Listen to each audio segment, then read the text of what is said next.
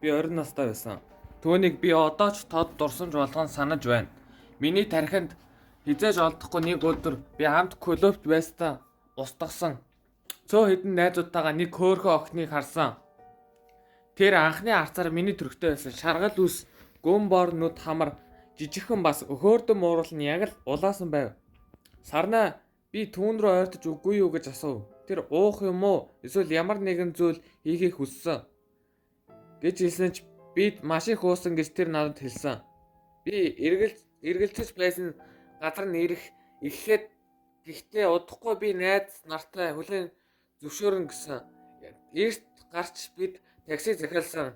Кабинд 15 минутын дараа бид түүнийг байшинд ирсэн хоёр давхар онцгой зүйл байхгүй гэхдээ зүгээр л хэвийн бид дотгошоо орж бүх гинэд ямар нэгэн өнөртөв ялдарсан.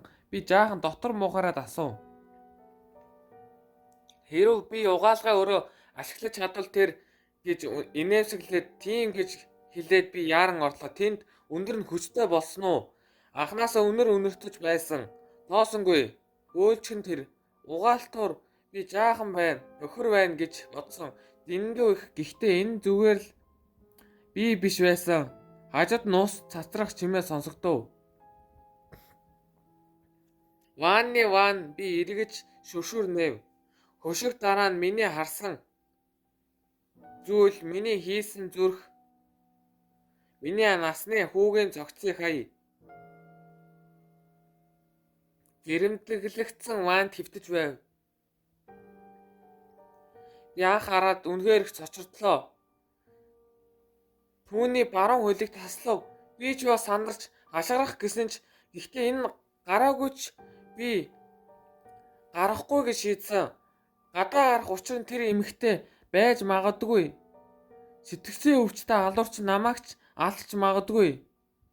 Би зүгтах замыг олох гэж оролцсны дараа олж харлаа. Миний хүлээж байгаагүй зүйл жижиг халаастай хутга түүний гараас гатсан. Жин халаасандаа болгоомжтойгоор хийж авлаа. Хаалга зөхөв. Нээлттэй гадаа хинч байсангүй. Зөвхөн тэр охин дээр сууж байсан. Би түүнээс юу байгааг асуув. Маан болон түүний царай гинэрт гарч ирэв. Өөрөөр нь тэр маник инээмсэглэн тодруулав. Дараа нь тэр түүнээс ямар нэгэн зүйл гаргаж авсан. Тэр гинэт хутга руу чиглэв. Би харин түүнээс булцсан ч хутга гаргаж ирлээ. Ирээд л эргэн тойрон эргүү намайг өшгөлөө тэд хашгирав. Түүний газар унах үед би заримыг нь сонссон. Дээд давхар чимээ шуугантай байсан ч би орохгүй байсан.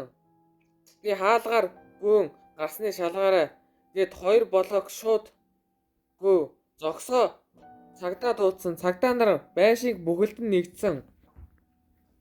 3 хүнийг баривчилсан. Бүгд гэмгүй залуусыг хөнөөс эргээр буруутгагдаж байна. Хөвгүүд дараа нь би такси бариад гэрлүүгөө буцлаа. Би аав ээж рүүгээ уцтаж энэ тухай хэлсэн. Би унтаж чадаагүй явдал шөнө энэ бүхэн миний урд өмнө байгаа хамгийн аимшигтай байсан. Дурсгалтай юу болохыг хэн мэдлээ. Хэрэг би үүнийг олоогүй болсон тохиолдолд би яах вэ? Таамаглахын аргагүй байна.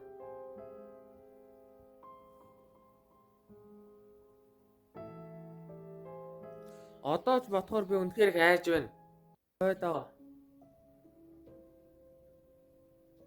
Тэгээд тэр хоёр нэгчтэй гарч ирэхдээ түүний хамт ажиллагч нь түүнийг Лари гэж дууддаг. Тухайн үед тэр сайхан хүн шиг санагдсан. Залуу эхлээд эцэст нь тэд гэрэлсэн. Тэгээд охинтой болсон. Бид түүнийг дуудах болно. Роби гэхдээ нэг удаа гэрэлсэн зүйлс өөрчлөгдөж их. Түүний бодлоор тэр бүр түүний хүүхэд хിവэрэ байсан. Тэр 50 настай хүн байсан ч гэсэн ийм ээжийн хүү ээж Лари байх болно. Салж маш их эвлүүлдэг тийм байсан. Зүгээр л хэвийн цан. Гэхдээ тэр авсан үед новшийн заримдаа бид түүнийг дотогш оруулдаггүй. Тэр хүчирхийлэгч болж чадна гэж байсан.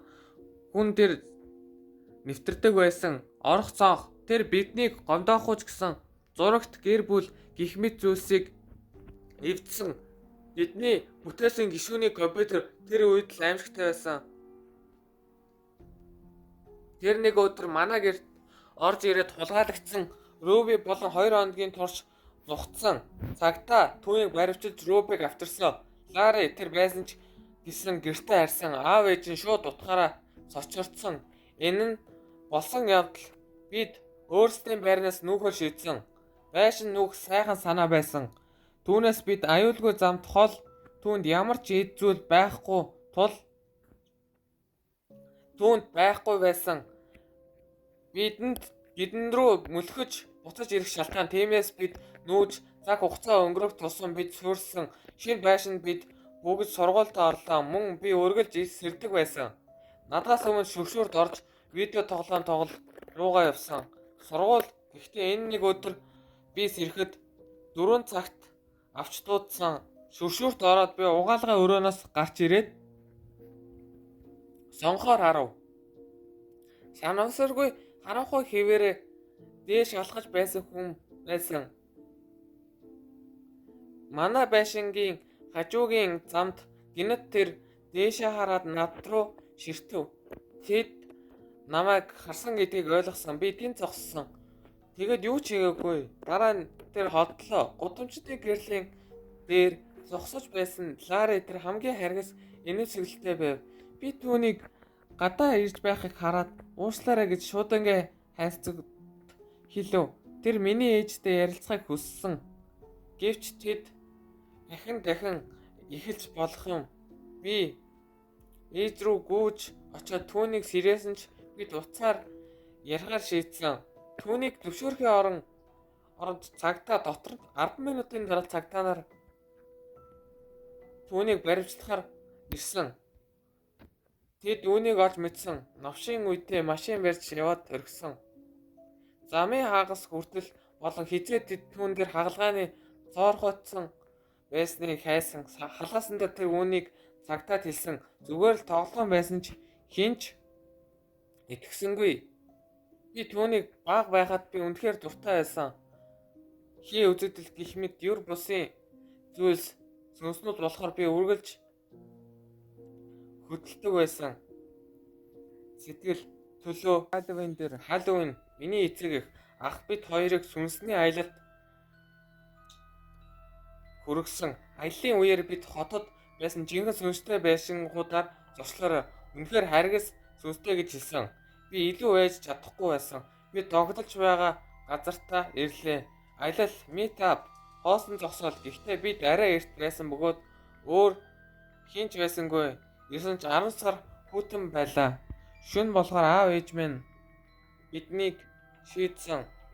Хүртэл хүлээх барилга олох хэрэгтэй. Илүү олон хүн хүрээд бид барилга руу явлаа.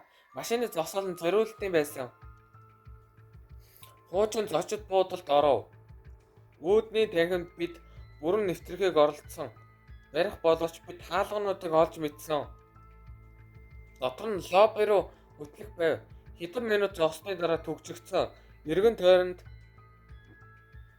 мэдэрч эхэлсэн. Ачиргалтай дотор муугарах мэдрэмж намайг бүрхэв. Ходоодны галганы толгой дээш доош гүйж байв. Гар байгаагийн мэдрэмж түүнийг хатгаж шатаах шахсан.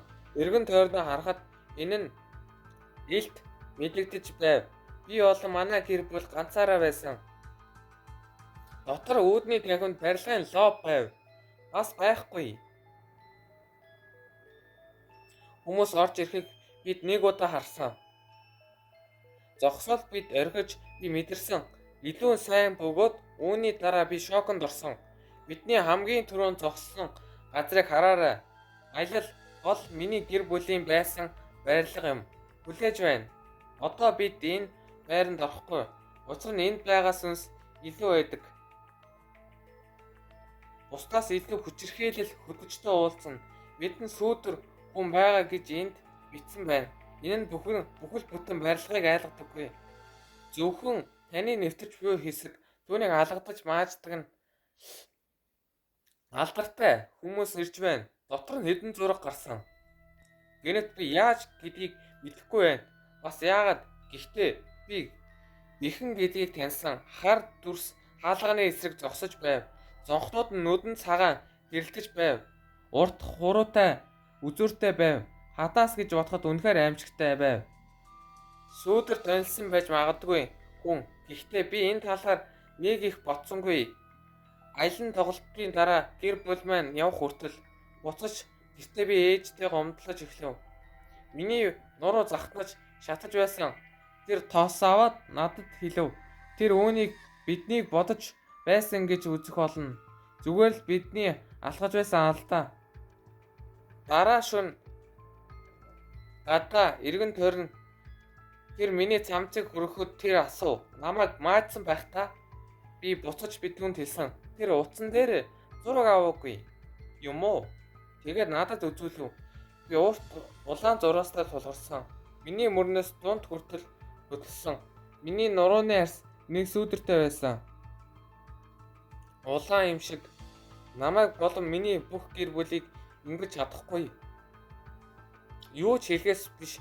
Зүгээр л эргэж арав. Шууд манайх руу сүүдэртэй авсан байшаа. Энэ бол миний түүхийн хамгийн аимшигтай явдал байв. Миний сүмээс хэн нэгэн тэр хүссэн өөрийн туршлагаас бусадтай хуваалцах. Марк бол нэлээд том залуу. Мөн энэ нөхцөл байдал түүнийг дээр байх үед болсон ажлаас гарах зам тэр байсан гэж хэлсэн. Үүнээс 7 хоногийн өмнө утсаа алдсан. Бүх нөхцөл байдал тохиолдсон тул тэр чадаагүй. Дуудаж тусанж авах үед 11 цагийн үед орчин нэлээд оройтсон түүхтэй. Тэр ажлаа дуусгах байсан таксины зогсоол руу алхах хизээ тэр тэнд очоод хэдэн хүн зогсож байв. Эргэн тойронд мөн түүнчлэн ойролцоогоор 2 дараа хүлээж байна. Минут тэр байгааг анзаарав. Микроавтобус ойртоход нэхэрчлэн микроавтобусанд хямд байдаг. Тэр өдөр таксинаас илүү ядарч туйлдсан байв. Тэр авахар шийдсэн. Тэр суудал дээр суугаад тэнд байсан зорцогч талд сууж буй залуу хүү цуглууж байсан. Жолоочийн хажууд үзэсгэлэнтэй дараа нь өөр 2 хүү хэн өсвөр насных нь бүгд онгоцон суудаг юм шиг харагдсан. Микроавтобусанд суудалд суув. Микроавтобус хөөрөхөд түүний өмнө 5 минутын дараа хүү асуув. Тэд кок суухыг хүсэж байна. Бүгд хүлээж аваад эхлэв. Бууж тэд бас маркад өгсөн. Марк ч бас сангаж байсан тул авав. Энэ гэхдээ зөвхөн балгасны дараа тэр мэдэрч эхлэв. Хөвтхийн өмнөхөн эхлэв. Түүний хажуугийн суудал дээр толгоогоо тавив. Тэр 2 хөвгүүн байгааг анзаарав. Аль хэдийн зогссон гэж тэр толгоо доошлуулснаа сонсов. Араас гарчгүй чимээ шүүгээ. Суудал дээр 2 хүн ярилцаж байв. Өөр машин том газар өнгөрч байв. Грэс такси харуулсан самбар ферм дараа нь тэр эцэст нь ухаан алдсан үед тэр босоод өөрийгөө том дотор олов. Амбар шиг сарвч багаж хэрэгсэл байсан. Том ширээн тэр шалан дээр байсан бөгөөд нөгөө 2 нь түүний хажууд өсвөр насны хөвгөө твтэж байв. Баг зэрэг нойрмог байсан ч тэр чадхан хайж байсан шигээ босох ухаан алдаж орон гарan болов. Тэдний сэрэх гэж оролдов. Гэхдээ тэд тэхгүй. Марк үнэхээр том хүн байсан тул хөдлөлөө. Аль нэгийг нь үүрч чадах эсхийг шалгахыг оролдов. Тэднийг ихтэй хийхэд хэцүү байсан. Учир нь бүр Марк зогсоход хэцүү